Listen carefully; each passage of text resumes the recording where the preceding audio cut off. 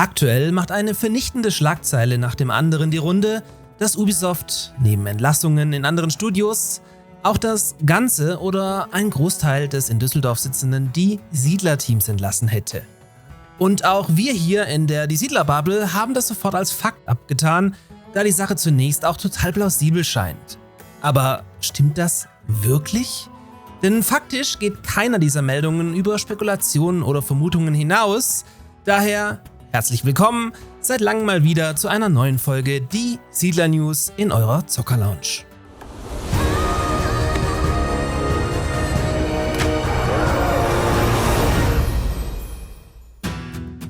Um zu verstehen, was da bei Ubisoft aktuell los ist, muss man zunächst ins Jahr 2018 zurückreisen und etwas abseits von Die Siedler auf die Firma allgemein schauen. Jedenfalls in 2018 wehrt sich Ubisoft erfolgreich gegen die Übernahme durch Vivendi, die daraufhin ihren kompletten Anteil am Konzern verkauften und den Aktienkurs über Nacht mit fast 110 € pro Aktie auf einen Allzeithoch katapultierten. Eine absolute Bestmarke, welche auch durch seit 2015 kontinuierlich ständig steigende Kurse erreicht wurde. Auch für die Siedlerspieler war 2018 ein spannendes Jahr. So wurde neben der Ankündigung mit Volker Wertig Back to the Roots ein Reboot für die zu diesem Zeitpunkt schon stark ramponierte Die Siedler-Marke zu entwickeln, auch die History Collection mit allen 7 bisher erschienenen Hauptteilen veröffentlicht, welche dann wiederum Jahre später durch das Settlers United Projekt tatsächlich zu 2 endlich bugfreien Die Siedler 3 und 4 Spielen führte. Es war aber natürlich schon hier nicht alles Gold, was glänzt.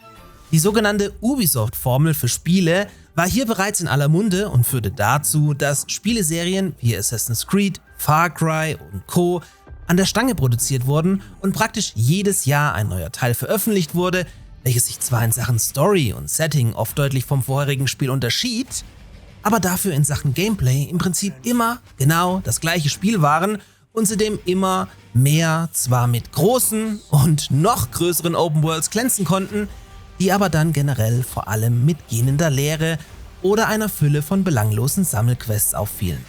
Das Prinzip war simpel. Spiele verkaufen sich allein durch ihren starken Markennamen, warum also viel Arbeit reinstecken? Wir Spieler waren also auch in gewisser Weise selbst schuld.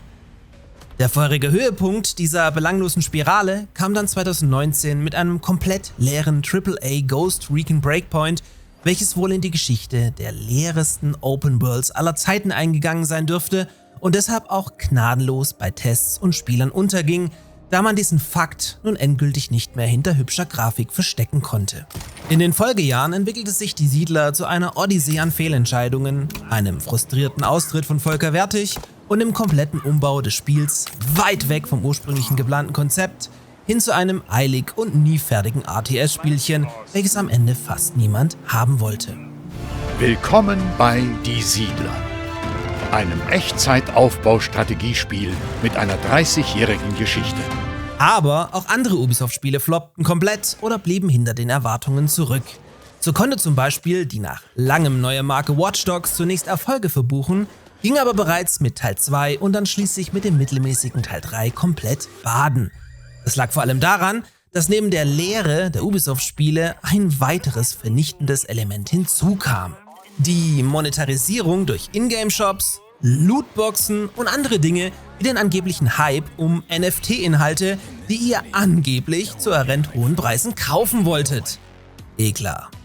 Ich glaube, es lagen auch keine 12 Stunden zwischen dem Pioneers of Pagonia Reveal und der Vorstellung des Ingame-Shops für die Siedler Neue Allianzen.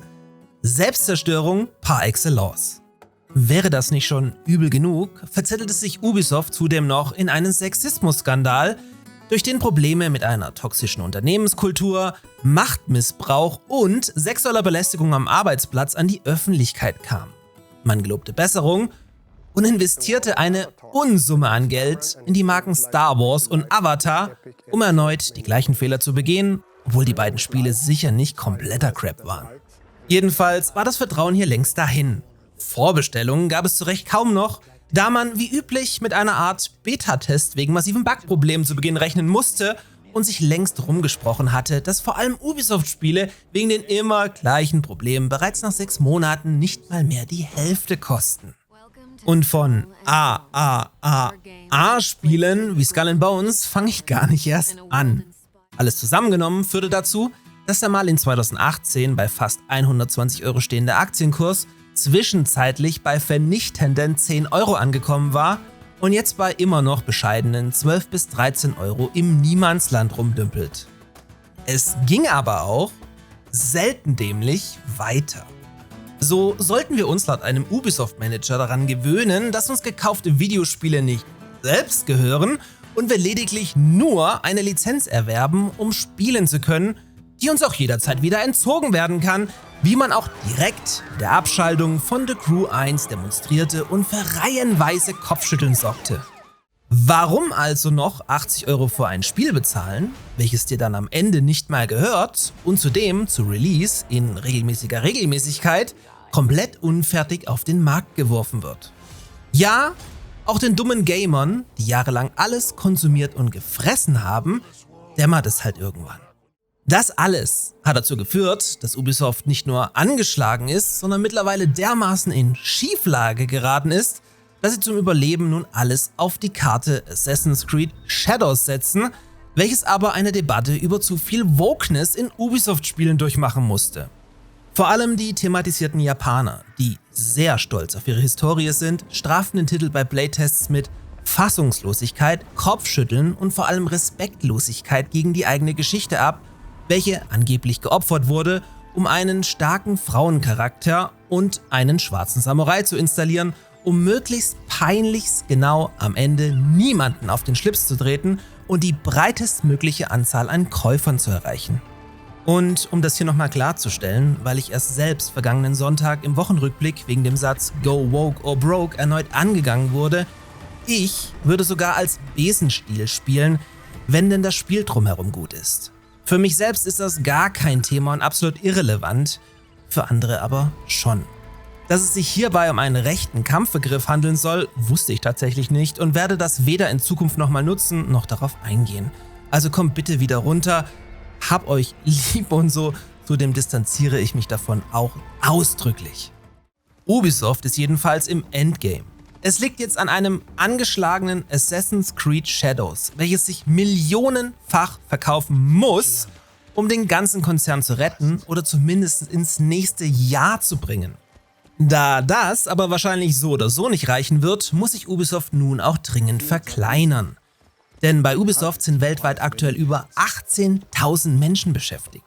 Zum Vergleich, beim GTA 6 Entwickler Take-Two sind es nur 12.000, bei Activision Blizzard 13.000. Zudem sind deren Umsätze und Gewinne massiv höher.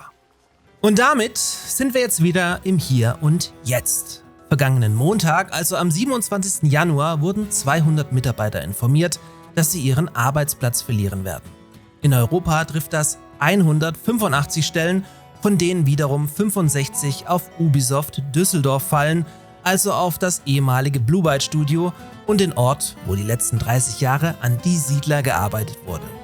Und da ist es natürlich naheliegend, schnell 1:1 zusammenzuzählen und das Die Siedler-Team abzuschreiben. So hat Die Siedler Neue Allianzen vernichtende 50 Millionen € in seiner jahrelangen Entwicklung gekostet und konnte dann nicht mal einen Bruchteil wieder einspielen.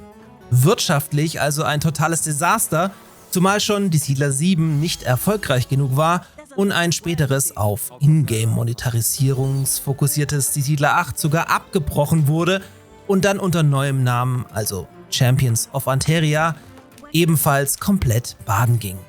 Ubisoft Düsseldorf hat aber nicht nur 65 Mitarbeiter, sondern knapp 400 und ist damit sogar nach den Entlassungen immer noch das drittgrößte Game-Studio hinter Crytek in Frankfurt und InnoGames in Hamburg in Deutschland. Ubisoft Düsseldorf ist zudem in großen Teilen für das weltweite Marketing zuständig und ein Support-Studio, hilft also bei anderen Games wie Avatar oder Rainbow Six Siege aus. Zudem ist gar nicht klar, ob es ein klassisches Die Siedler-Team überhaupt noch gibt, denn die Weiterentwicklung an neue Allianzen scheint schon im vergangenen Jahr mit der Content-Erweiterung Räder des Fortschritts abgeschlossen worden zu sein. Auch wenn das offiziell nie verkündet wurde, hat man nun seit fast einem Jahr nichts mehr vom Team gehört oder gesehen. Dass da noch was kommt, denkt eigentlich nur noch Foto auf dem Zocker-Lounge Discord. Grüße gehen raus. Streng genommen wissen wir nur von Christian Hagedorn als Creative Director und Volker Wertig-Leitersatz sowie Senior Art Director Edgar Bittencourt, die sich klar dem Siedler-Team zuordnen lassen. Beide scheinen aber laut LinkedIn weiterhin bei Ubisoft zu sein. Ob das aktuell gepflegt ist, sei auch mal dahingestellt. Der ehemalige Community-Developer Babalatu hat die Firma bereits im vergangenen Jahr verlassen und Community-Manager Torlov die Rolle schon seit längerem mit Bravour im Anno-Team übernommen. Jedenfalls wollte ich mir dann mal die Credits für neue Allianzen anschauen, um mögliche Veränderungen abgleichen zu können, bin dann aber schon am Spielstart gescheitert. Denn, wie ich dank Monty 5813 erfahren habe, auch hier Grüße, müsste ich erst das Windows 11 Sicherheitsupdate 50594 deinstallieren, damit das Spiel wieder startet. Ich meine, what the fuck? Nein? Hallo Ubisoft? Ja, euer Spiel läuft auf aktuellen Windows 11 Systemen gerade reproduzierbar überhaupt nicht. Nur mal so, also nur falls hieran noch jemand arbeitet. Okay. Jedenfalls wurde mittlerweile ein internes Memo leakt, in dem die Belegschaft über die Entlassungen informiert wurde. So seien von der Entlassung hauptsächlich Produktionsrollen betroffen, die über einen längeren Zeitraum nicht aktiv an der Entwicklung von Projekten beteiligt waren, zudem seien Mainz und Berlin generell nicht betroffen. Also die Putzfrau sollte definitiv safe sein. Jetzt also darauf zu schließen, dass es aufgrund von Misserfolg ehemalige Die Siedler-Devs getroffen haben könnte, die natürlich ohnehin nichts für den Misserfolg können, ist naheliegend, aber alles andere als ein Fakt. Zudem, was heißt denn Produktionsrollen? Oder wie wird ein längerer Zeitraum definiert? Diese Mitarbeiter werden doch nicht seit ihrem letzten Projekt nur Däumchen gedreht haben. Es könnte also Stand jetzt genauso gut jemand aus dem Team Avatar, Assassin's Creed Nexus VR oder Rainbow Six Siege getroffen haben und nicht zwingend Auswirkungen auf die Siedler haben. Aber mal davon ab, dass Ubisoft in naher Zukunft noch was mit der Marke Siedler macht, also eine Spielereihe, die schon lange nichts mehr wirtschaftliches Erfolgreiches für sich verbuchen konnte, ist in der aktuellen Götterdämmerungssituation von Ubisoft so oder so mehr als unwahrscheinlich. Nein, eigentlich sogar ziemlich sicher ausgeschlossen.